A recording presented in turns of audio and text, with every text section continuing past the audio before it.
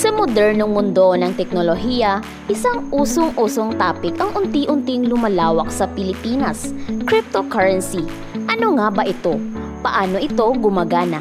At higit sa lahat, dapat ba tayong pumasok dito? Sa video na ito, aalamin natin ang lahat ng kailangan mong malaman tungkol sa cryptocurrency sa Pilipinas, mula sa mga benepisyo, mga risk, hanggang sa regulasyon ng gobyerno. Ano ang cryptocurrency? Ang cryptocurrency ay isang digital na uri ng pera na gumagamit ng teknolohiyang blockchain para sa secure na transactions. Hindi ito hawak ng bangko o gobyerno, kaya tinatawag itong decentralized. Ang mga sikat na halimbawa ng cryptocurrency ay Bitcoin, Ethereum at Binance Coin. Isa itong global na pera na maaaring gamitin para sa investments, pagbili ng mga produkto o remittances. Bakit lumalakas ang cryptocurrency sa Pilipinas? Number 1. Remittance market. Dahil maraming overseas Filipino workers o OFWs, malaking tulong ang cryptocurrency sa pagpapadala ng pera. Mas mabilis at mas mura ito kumpara sa traditional na remittance services. Number 2. Pagiging digital savvy ng mga Pilipino. Maraming Pilipino ang tech-savvy at mabilis makibagay sa mga bagong teknolohiya tulad ng crypto wallets at apps. Number 3. Pandemic shift. Simula ng magpandemya, dumami ang naging interesado sa online investments tulad ng cryptocurrency. Paano bumili ng cryptocurrency? Number 1. Gumamit ng legit na platforms.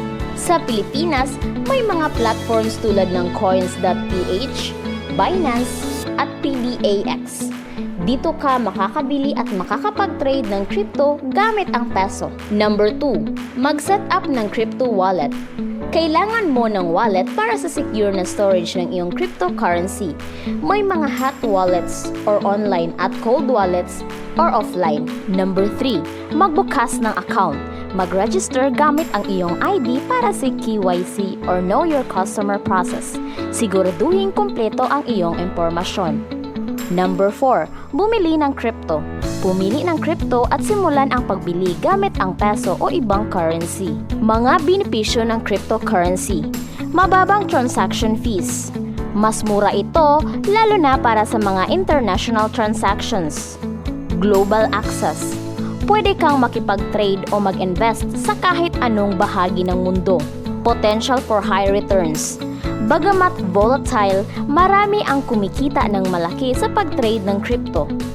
Transparency. Gamit ang blockchain, lahat ng transactions ay naka-record at hindi madaling mahack. Mga risk ng cryptocurrency. Number 1. Volatility. Ang presyo ng crypto ay mabilis magbago, kaya risky ito para sa mga hindi sanay sa investments. Number 2. Security threats. Kailangan ng matinding pag-iingat dahil maraming scams at hacking incidents sa crypto space. Number 3. Regulatory uncertainty. Bagamat unti-unti nang nagkakaroon ng regulasyon, hindi pa rin ito ganap na kinokontrol ng gobyerno. Number 4. Loss of funds. Kapag nawala ang access mo sa iyong wallet, mawawala rin ang lahat ng crypto mo. Legal status ng cryptocurrency sa Pilipinas. Ang Bangko Sentral ng Pilipinas o BSP ay nagbibigay na ng regulasyon para sa crypto exchanges.